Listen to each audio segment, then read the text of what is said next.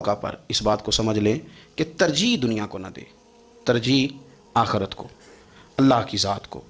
ہماری آخرت کس طرح ٹھیک ہو سکتی ہے، آخرت میں کامیاب کس طرح ہو سکتے ہیں، آخرت میں اللہ تعالیٰ کی رضا کیسے پا سکتے ہیں، اس کو ترجیح دینی چاہیے۔ نبی پاک صلی اللہ تعالیٰ علیہ وسلم کے بہت سارے صحابہ بڑی شانوں والے، ایک صحابی کا ہم آج ذکر کرنے جا رہے ہیں جن کا نام ہے حضرت ابو ذر غفاری رضی اللہ تعالیٰ۔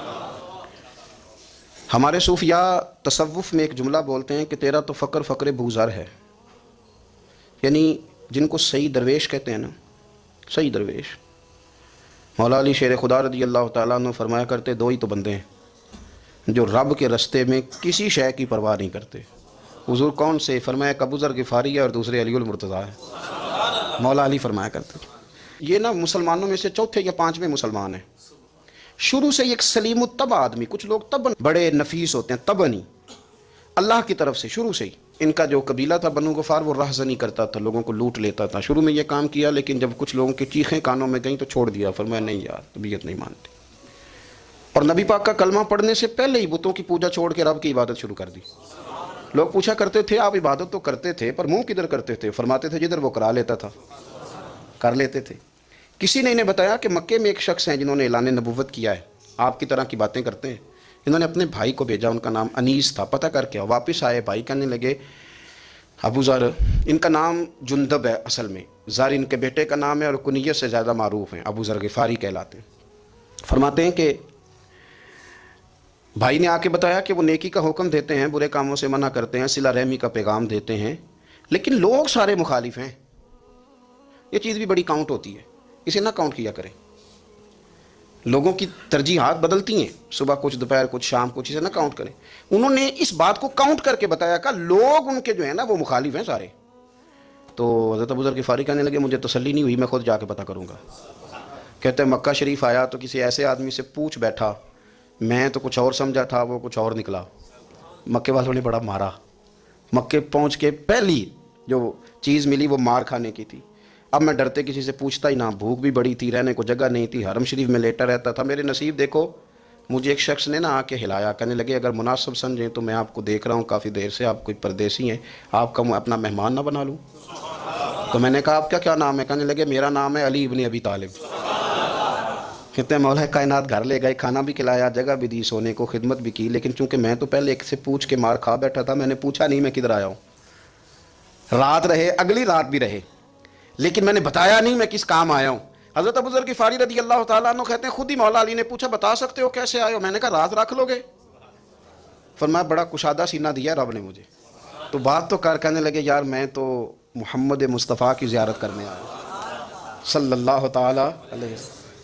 یہ بے نیاز لوگوں میں سے ہیں حضرت سیدنا ابو ذر غفاری، میں حضور کی زیارت کے لیے ہوں۔ حضرت علی کہنے لگے سویرے لے چلوں گا۔ انسان بزدل نہیں ہوتا، ہر انسان بزدل نہیں ہوتا، اور بلا وجہ ٹکراؤ کی پالیسی بنا لینا یہ بھی سیانے لوگوں کا کام نہیں۔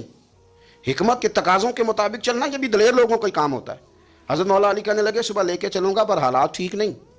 شرارتی لوگ ہر جگہ ہوتے ہیں، اگر کوئی شرارتیوں کا ٹولہ ملا نا جو کھڑا ہوگا جاسوسی کرنے کے لیے کہ حضور کی طرف کون کون جا رہا ہے، تو میں نیچے جھکوں گا جوتے کا تسمہ ٹھیک کرنے کے لیے، لیکن آپ نے نہیں کھڑے ہونا، آپ نے چلتے رہنا ہے تاکہ کسی کو شک نہ ہو۔ کہتے ہیں اس ترتیب سے حضرت علی مجھے لے کے گئے، میں حضور کی بارگاہ میں پہنچا۔ مولا علی کہتے ہیں بڑے بڑے لوگ سوال کرتے تھے پر یہ شروع سے سلیم الطبع تھے، مجھے کہہ لینے دینا، جنہوں نے ماننا ہوتا ہے وہ لمبے سوال کرتے ہی نہیں۔ مان جو لیا تو لمبے سوالوں کی ضرورت ہی کوئی نہیں۔ کہتے ہیں لوگ بڑے بڑے سوال کرتے تھے پر ابو ذر نے 2-3 باتیں ہی پوچھیں اور آگے جا کے کہنے لگے حضور ہاتھ بڑھائیں مجھے کلمہ پڑھائیں۔ نبی پاک صلی اللہ علیہ وسلم نے کلمہ پڑھایا، فرمایا باہر جا کے نا ابھی ذکر کرنا کہ تم مسلمان ہو گیا، یہ ماریں گے۔ عرض کی حضور انہیں مارنے دے، میں آیا بھی مار کھا نہیں ہوں، انہیں مارنے دے نا۔ پڑا فلک کو کبھی دل جلوں سے کام نہیں، داغ دلوی نے کہا تھا پڑا فلک کو کبھی دل جلوں سے کام نہیں، اور جلا کے راکھ نہ کر دوں تو داغ نام نہیں۔ ماری تو کھانے آئے ہیں، مارنے دیں، کرنے دیں زور جتنا لگانا ہے لگانے دیں۔ باہر جا کے اعلان کیا، مکے والوں نے مارا، اتنا مارا کہ بے ہوش ہو گئے۔ پھر کسی نے بتایا کہ تم نے گزرنا بھی ہے ان کے علاقے سے، بنو غفار سے، پھر ان کا پتہ بھی ہے یہ لوگ بڑے سخت ہیں، پھر چھوڑا۔ تباً بڑے جلالی تھے، زاہد مزاج تھے، فرماتے تھے کہ جو تمہاری ضرورت سے زیادہ ہے وہ سارا صدقہ کرو۔ کنز کے معاملے میں ان کا رویہ یہ تھا، صرف حضرت صدیق اکبر کو کچھ نہیں کہا انہوں نے، باقی حضرت عمر جیسے آدمی کو بھی کھڑا کر کے کہہ لیتے تھے یہ مال کیوں رکھا ہوا ہے خزانے میں، بانٹتے کیوں نہیں سارا؟ اور جناب عثمان غنی رضی اللہ تعالیٰ عنہ کے ساتھ تو باقاعدہ کئی دفعہ اس موضوع پر گفتگو کی.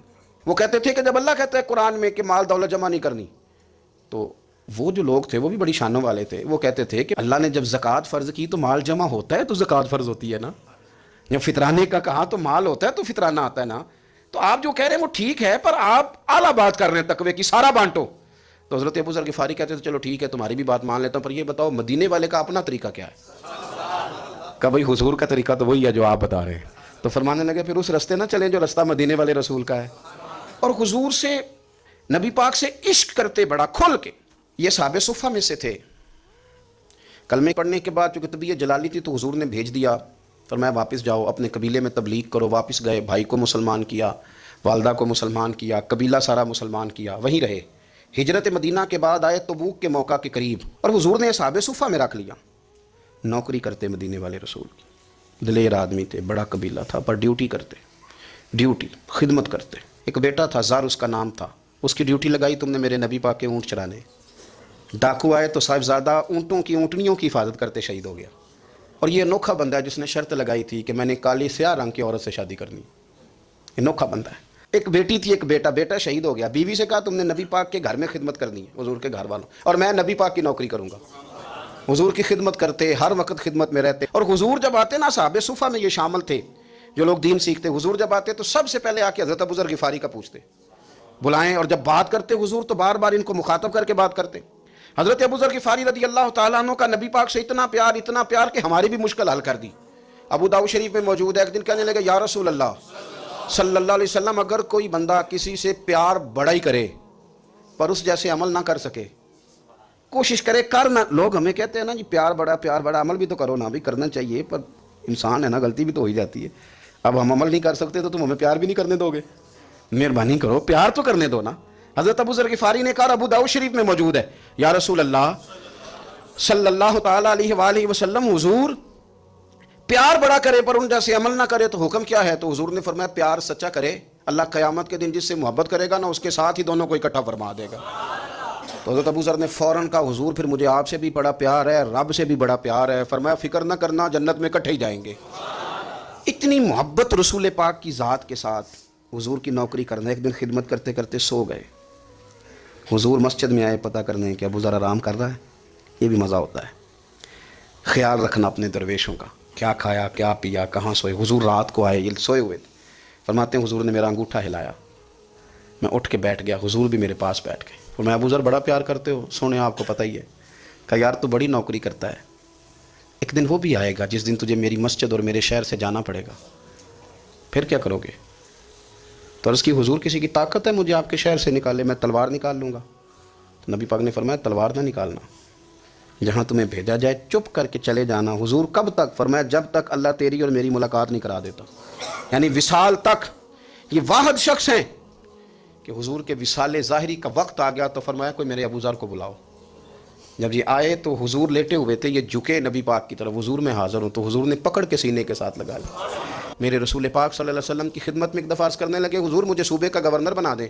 تو نبی پاک نے فرمایا ابو ذر میں عہدے پسند نہیں کرتا، تو تمہیں بھی میں کہتا ہوں عہدہ نہ لینا، تمہیں بھی کہتا ہوں عہدہ نہ لینا. فرمایا ابو ذر میں جو چیز اپنے لیے پسند کروں گا تمہیں بھی اسی کا مشورہ دوں گا.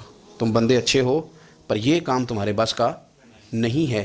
بڑے زاہد آدمی میرے رسول کریم صلی اللہ تعالیٰ علیہ وآلہ وسلم نے ان کے بارے میں فرمایا جس طرح نبیوں میں حضرت عیسیٰ علیہ السلام ہوئے. حضرت عیسیٰ دیکھیں نا، انبیاء میں اللہ تعالیٰ نے ہر قسم کی عظمت نبیوں کو دی. جناب سلیمان علیہ السلام کا تو تخت بھی ہوا میں اڑتا تھا، جن تک تابع دار تھے. اور نبیوں میں حضرت عیسیٰ بھی ہیں جن کے پاس گھر بھی کوئی نہیں، شادی بھی کوئی نہیں کی، اینٹ سرانے رکھ کے تکیہ بناتے. ایک ان کے پاس کنگھی تھی اور ایک پیالہ تھا. دیکھیں جو بندہ نیک ہو نا وہ بھی نیک ہیں، اللہ کے نبی ہیں. آپ اپنا تقوی مسلط نہیں کریں گے، جو وہ کر رہے ہیں وہ بھی مخلص ہو کے کر رہے ہیں. حکومتیں جو چلانی ہیں تو وہ کس نے چلانی ہیں؟ اگر نیک بندے نہیں آئیں گے تو غلط لوگ آئیں گے، قوموں پہ ظلم کریں، وہ بھی اپنی جگہ ٹھیک ہے. لیکن یہ جو کر رہے ہیں یہ بات بھی اپنی جگہ بالکل ٹھیک ہے. ہم پتہ کیا کرتے ہیں، ہم چیزوں کو مسلط کرتے ہیں، ایک دوسرے پر مسلط نہیں کریں چیزوں کو. آپ جو کر سکتے ہیں، جو رستہ آپ کو صحیح لگتا ہے اختیار کر لیں. یہی تو ہمارے دین کا حسن ہے کہ سارے رستے واضح کر کے ہمیں دکھاتا ہے. حضرت عیسیٰ علیہ السلام نے ایک دن دیکھا کہ ایک بندہ نا انگلیوں کے ساتھ اپنے بال سیدھے کر رہا ہے. تو آپ نے فرمایا یار کنگھی کے بغیر بھی کام چل سکتا ہے. کنگھی بھی خیرات کر دی. دیکھا ایک بندہ ہاتھ کا تکیہ بنا کے لیٹا ہے تو فرمایا اینٹ بھی دے دو کسی کے کام آ جائے گی. ایک دن دیکھا کہ ایک بندہ نا یوں چلو میں پانی پی رہا ہے، فرمایا پیالہ بھی رہنے دو، اس کے بغیر بھی کام چل ہی جاتا ہے. جناب عیسیٰ کا یہ زہد تھا. میرے نبی پاک علیہ السلام نے فرمایا جس نے جناب عیسیٰ کا زہد دیکھنا ہو وہ میرے ابو ذر غفاری کو دیکھے. ان کو دیکھے، یہ دنیا میں جناب عیسیٰ کے زہد کے مطابق چلتے پھرتے ہیں. ساری زندگی دولت کو، مال کو پسند نہیں کیا. جہاں رہتے تھے ایک گورنر صاحب نے 300 دینار تحفے میں بھیجے. تو ایک ہوتا نا بندہ کہتا نہیں ضرورت نہیں. اور حضور سید عالم صلی اللہ علیہ وسلم نے تو عمر سے فرمایا تھا جو خود بخود آ جائیں وہ قبول کر لو اللہ کی طرف سے. لیکن ان کا رنگ فقیری والا تھا اور تھوڑا انوکھا تھا. 300 دینار آئے تو فرمانے لگے اسے جا کے کہو تمہیں کوئی اور بندہ نہیں ملا دھوکہ دینے کے لیے، میرے گھر ہی مال بھیج دیا ہے. فرمانے لگے میرے پاس گدھا ہے سواری کرنے کے لیے، میرے پاس بکریاں ہیں دودھ پینے کے لیے، میرے پاس ایک چادر اضافی ہے سامان میں سے. میں تو ڈرتا ہوں کہ رب کہیں اس چادر کے بارے میں سوال نہ پوچھ لے، اور تم ہو کہ میرے پاس یہ لے کے آئے ہو. حضرت عثمان غنی کے پاس جا کے کہا کرتے کتنا لوگوں کے پاس پیسہ آ گیا ہے، ہر بندے کے گھر میں مال ہے، یہ کیا ہو رہا ہے، لوگوں سے کیا خرچ کریں غریبوں پہ. عثمان غنی فرمانے لگے تمہیں تو خوش ہونا چاہیے کہ میرے دور میں لوگ خوشحال ہو گئے. آپ فرمانے لگے نہیں، وہ والا رنگ زیادہ بہتر ہے جو مدینے والے نے اختیار فرمایا ہے، کیونکہ کچا رنگ للاری والا چڑھدا تے لیندا رہندا عشق تیرے دا رنگ محمد، جدوں چڑھ جائے پھر نہیں لیندا. آپ کی طبیعت کے اندر دولت سے بیزاری. حضرت ابو درداء، حضرت ابو موسیٰ اشعری، حضرت ابو ہریرہ رضی اللہ تعالیٰ عنہ، یہ سمجھ لیں ان کے کلاس فیلو تھے، ان کے ساتھ پڑھا تھا انہوں نے. حضرت ابو ذر غفاری ان پر بھی جلال کرتے ہیں. آپ یقین کریں کہ طبیعت نا ایسے کیف میں آ گئی ان کو پڑھ کے.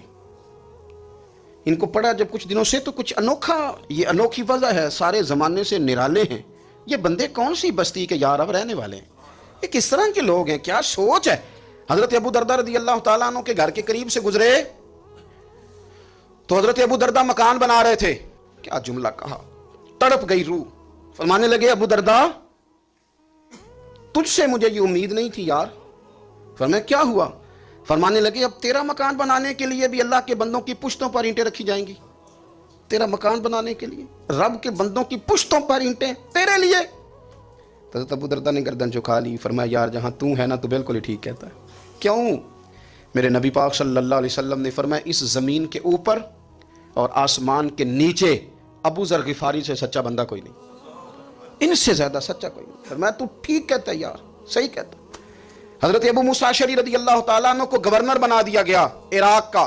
اب حضرت ابو موسیٰ اشعری صحابہ میں ایک بڑے جلیل القدر صحابی ہیں، اور ان کی عظمتیں، رفتیں، بلندیاں کیا کہنا، بڑی گہری دوستی تھی. لیکن جب وہ گورنر بن گئے نا تو آپ نے فرمایا بس بھائی اب تو نے عہدہ لے لیا ہے، یہ بندے کو ٹھیک نہیں رہنے دیتی چیزیں، اب تو عہدے میں چلا گیا.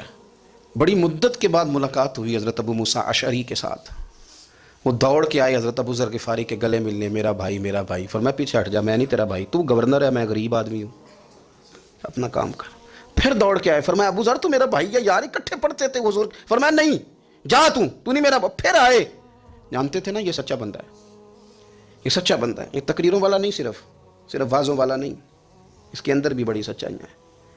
قریب آئے، آ کے کہا یار تو میرا بھائی ہے، میرے سینے لاگ. فرمانے لگے تو تیسری بار آیا ہے، مومن ہے، میں منہ نہیں موڑ سکتا، پر پہلے مجھے بتا گورنر بننے کے بعد تو نے مکان کتنے بنائے، باغ کتنے لگائیں، چکیاں کتنی لگائیں، کتنے تو نے چیزیں بنائی ہیں، پہلے بتا. تو ابو موسیٰ اشعری نے ان کا ہاتھ پکڑا، رونے لگے. کہنے لگے جس محبوب سے تو نے تربیت لی ہے میں بھی انہی کا نوکر ہوں. جن کپڑوں میں میں عراق گیا تھا میرے آج بھی وہی ہیں یار. کیا بات کرتا ہے، میرے وہی ہیں. مجھے بتا اگر یہ عہدے خدمت کے ہم نہیں لیں گے تو پھر کیا ظالموں کو دیں گے، غیروں کو دیں گے؟ نہ کر، کچھ نہیں بنایا. حضرت سیدنا ابو موسیٰ اشعری رضی اللہ تعالیٰ عنہ روئے، اور جب کہا نا کوئی شے نہیں میرے پاس، تو فرمایا اچھا چل آ جا، پھر سینے لگ جا، تو واقعی میرا بھائی ہے. پھر حضرت ابو ذر غفاری نے محبت فرمائی. وہ درویشی، وہ فقیری، وہ سادگی، وہ نورانیت، وہ دل کے ساتھ اندر. ہمارے تو بہت سارے لوگ ہیں جو کہتے ہو کہاں لے جانا ہے مال، کیا ضرورت ہے مال کی، ہر وقت مال کی مخالفت کرتے ہیں، لیکن دل ان کا کہتا ہے کہ آئے صحیح، کسی طریقے سے پہنچے صحیح. حضور نے فرمایا بعض لوگوں کی زبانیں شہد سے زیادہ میٹھی، دل بھیڑیے سے زیادہ خطرناک. اوپر سے کہہ کچھ رہے ہیں، اندر حالات کچھ اور ہیں.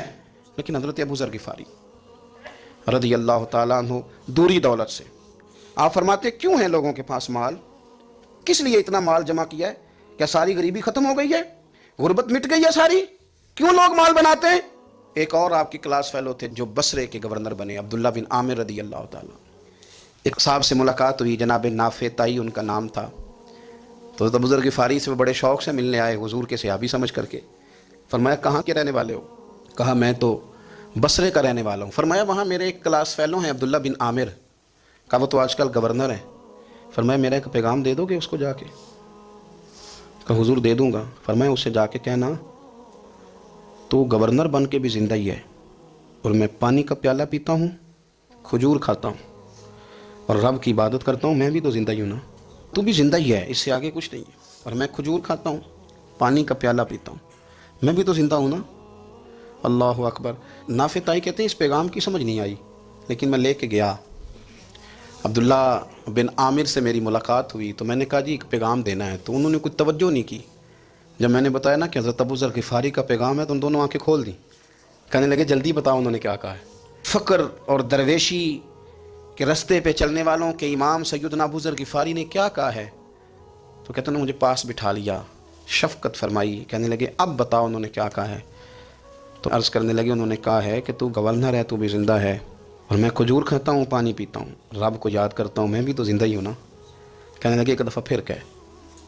کہا انہوں نے کہا تھا کہ میں کھجور کھاتا ہوں، پانی پیتا ہوں، عبادت کرتا ہوں، میں بھی تو زندہ۔ کہا ایک دفعہ پھر کہے۔ کہتے ہیں ہم تیسری دفعہ کہا تو وہ اتنا روئے کہ انہوں نے چادر میں منہ چھپا لیا۔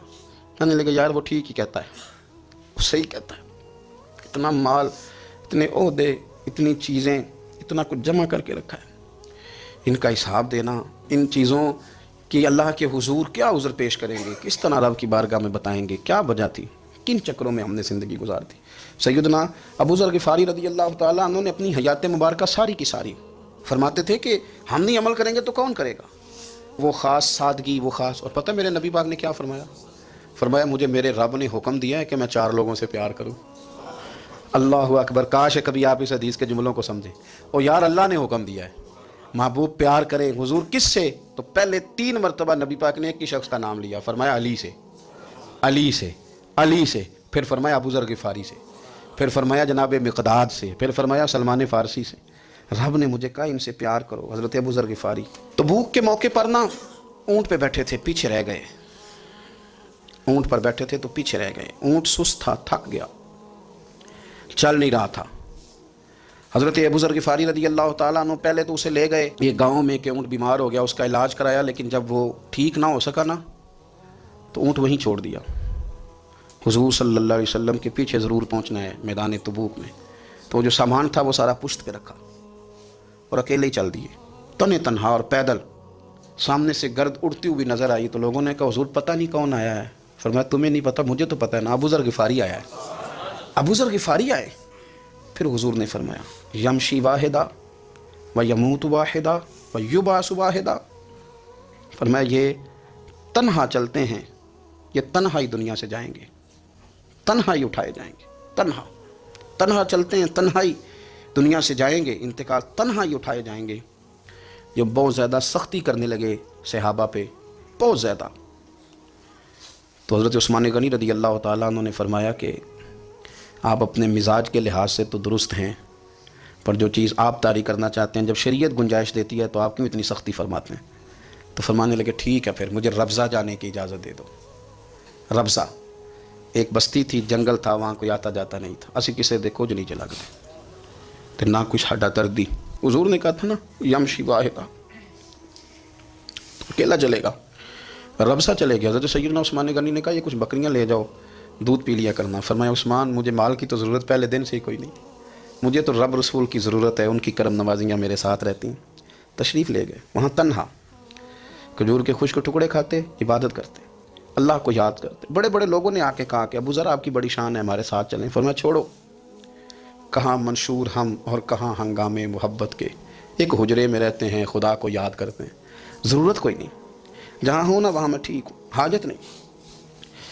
وصال کا وقت آ گیا، دنیا سے جانے کا ٹائم آ گیا، اکیلے ہیں، بیوی ہے اور بیٹی ہے، جنگل کا علاقہ ہے، حج ہو گیا، رستے بند ہو گئے، بیمار ہو گئے، اپنی اہلیہ کو بلا کے کہنے لگے اب میں بچوں گا نہیں، اب جانے کا وقت آ گیا ہے۔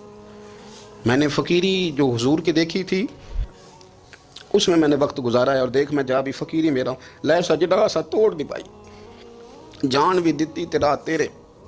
اب جانے کا وقت ہے تو اس طرح کرنا، اگر تیرے پاس کوئی کپڑا ہوا تو مجھے کفن دے دینا، نہ ہوا تو اللہ کے سپرد کر دینا۔ کہا ہم 2 عورتیں ہیں، جنازہ غسل کفن، فرمایا رب جماعت بھیجے گا میرے لیے، لوگ آئیں گے، میرے نبی پاک نے مجھ سے وعدہ کیا تھا آئیں گے نا لوگ۔ تو اہلیہ کہنے لگی ابو ذر آپ کو کیسے پتہ ہے کہ آپ اس صحرا میں انتقال کر جائیں گے، اللہ شفا دینے والا ہے۔ فرمانے لگے ہم 3-4 لوگ بیٹھے تھے تو حضور نے فرمایا تھا تم میں سے ایک شخص صحرا میں اکیلا انتقال کر جائے گا، تو وہ میرے جتنے باقی ساتھی تھے وہ سارے انتقال کر گئے، اب میں اکیلا ہی بچا ہوں، مجھے پتہ ہے وہ میں ہی ہوں، تو تم دیکھنا تمہیں کوئی نہ کوئی مل جائے گا غسل کفن کے لیے۔ آپ کی اہلیہ کہتی ہیں کہ میں اٹھی، کبھی دوڑ کے میں باہر جاتی، سڑک پہ جا کے دیکھتی کوئی گزر رہا ہے، پھر میں آ کے کہتی حج ختم ہو گیا ہے، رستے بند ہو گئے ہیں، کون آئے گا جنگل میں، پھر میں آ کے ان کی تیمارداری کرتی، پھر اٹھ کے جاتی، پھر میں آ کے تیمارداری کرتی۔ اچانک میری نظر پڑی تو ایک چھوٹا سا قافلہ آ رہا تھا، اس قافلے میں چند لوگ تھے اور سب سے بڑھ کر صحابی رسول حضرت عبداللہ ابن مسعود بھی تھے۔ میں نے ان کو اشارہ کیا تو وہ دوڑے آئے، کہنے لگے بہن کیا ہے؟ میں نے کہا یہاں ایک شخص ہے، تمہاری تھوڑی سی ضرورت ہے اس کو۔ حضرت عبداللہ ابن مسعود کہنے لگے کون ہے بی بی؟ کہتی ہیں میں نے کہا کہ وہ ابو ذر غفاری ہیں۔ کہتی تڑپ کے روئے عبداللہ ابن مسعود، تڑپ کے کہنے لگے ابو ذر میرے نبی پاک کا پیارا، میرے ماں بھی اس پہ قربان، میرا باپ بھی قربان، کدھر ہے جلدی بتاؤ۔ کہتی میں لے آئی، 4-5 لوگ تھے وہ، تو سیدنا ابو ذر غفاری کہنے لگے عبداللہ میرا وصال ہو جائے گا لیکن یاد رکھنا میری بیوی کے پاس کفن کے لیے کپڑا موجود نہیں، وہ لہو سجنا سا توڑ ہی نہیں پائی، جان بھی دیتی تیرا تیرے، کفن کے لیے کپڑا نہیں ہے، لیکن تم میں سے نا وہ بندہ کوئی کپڑا نہ دے جو کبھی کسی سرکاری عہدے پہ رہا ہو، وہ بندہ میرے کفن کے لیے کپڑا نہ دے کسی سرکاری عہدے پہ رہا ہو۔ ایک انصاری جوان کہنے لگا ابو ذر میں کبھی کسی عہدے پہ نہیں رہا، اگر آپ میری چادر قبول کر لیں کفن کے لیے تو میں ٹھیک ہے، میں نے نا حضور کے طریقے پر زندگی گزاری ہے، چپ کر کے میرا جنازہ پڑھ دینا اور مجھے کہیں اور نہ لے کے جانا، اسی کسی دے کچھ نہیں لگتے تو نہ کوئی ساڈا دردی، یہیں کسی صحرا میں جنگل میں یہیں کوئی قبر کھود کے مجھے دفن کر دینا، مجھے جانے نہیں ہے کسی جگہ۔ حضرت عبداللہ ابن مسعود رضی اللہ تعالیٰ عنہ نے جنازہ پڑھایا، اور اس درویش کو جو 5ویں یا 4تھے مسلمان ہیں ان کو وہاں دفن کیا۔ جب خبر پہنچی نا مدینے تو سب سے زیادہ آنسو مولا علی نے بہائے، سب سے زیادہ حضرت علی نے۔ لوگوں نے کہا اتنا کیوں روتے ہو؟ فرمایا 2 ہی تو بندے تھے جو اللہ کے راستے میں کسی کی پرواہ نہیں کرتے تھے، اب ایک ہی رہ گیا ہے۔ کہا حضور کیا مطلب؟ فرمایا 2 ہی تھے، ایک ابو ذر اور ایک علی، اب اکیلا علی تو رہ گیا، وہ چھوڑ کے چلے گئے۔ حضرت سیدنا ابو ذر غفاری رضی اللہ تعالیٰ عنہ اس عظیم شخص کا نام ہے، سردار قبیلے سے تعلق تھا، بڑے بہادر تھے، پر حضور کو فقیری میں دیکھا تو پھر زندگی اسی فقیری میں گزار دی، اسی فقیری میں، اسی طریقے میں وفا کر کے نا اسی رنگ میں گزار دی، انہی نقشوں پہ رہے۔ اگرچہ جائز تھا، بڑے بڑے لوگ تھے، حضرت عبد الرحمن ابن عوف بڑا مال تھا، حضور نے ان کو جنتی کہا، ان کے پیچھے نماز پڑھی، سب ٹھیک تھا، پر فرماتے تھے یار میں انکار نہیں کرتا، پر میرے نبی نے فقیری کی، حضور نے ایک وقت کھایا ایک وقت بھوک کاٹی، تم کس طرح بھر بھر کے پیٹ کھاتے ہو، تم کس طرح اتنی آسانیاں دیکھتے ہو۔ حضرت ابو ذر غفاری فرماتے تھے مجھے میرے نبی پاک نے 6 باتوں کی وصیت کی تھی، اپنے بچوں کو بتاتے تھے، دوستوں کو 6 باتوں کی حضور نے وصیت کی تھی۔ سب سے پہلے حضور نے فرمایا تھا ابو ذر مسکینوں سے محبت کرتے رہنا۔ دوسرا نبی پاک صلی اللہ علیہ وسلم نے فرمایا تھا جب بھی دیکھنا نیچے والوں کو دیکھنا، اوپر والوں کو نہ دیکھنا، مالداروں جاگیرداروں پہ توجہ نہ کرنا، ذہن خراب ہوگا، نیچے دیکھنا، غریبوں کی طرف توجہ رکھنا۔ تیسرے نمبر پر نبی پاک صلی اللہ علیہ وسلم نے فرمایا تھا ہر حال میں حق بات کہنا اگرچہ وہ کڑوی ہو۔ چوتھے نمبر پہ میرے محبوب نے فرمایا تھا اللہ کے معاملے میں کسی کی پرواہ نہ کرنا، کوئی کیا کہتا ہے کہتا رہے، تم رب کے راستے پہ چلتے رہنا، ملامت کی پرواہ نہ کرنا۔ اور 5ویں نمبر پر میرے نبی پاک نے مجھ سے کہا تھا اگر رشتہ دار تجھ سے تعلق توڑیں بھی نہ تو تو جوڑ کے رکھنا، صلہ رحمی نہ چھوڑنا۔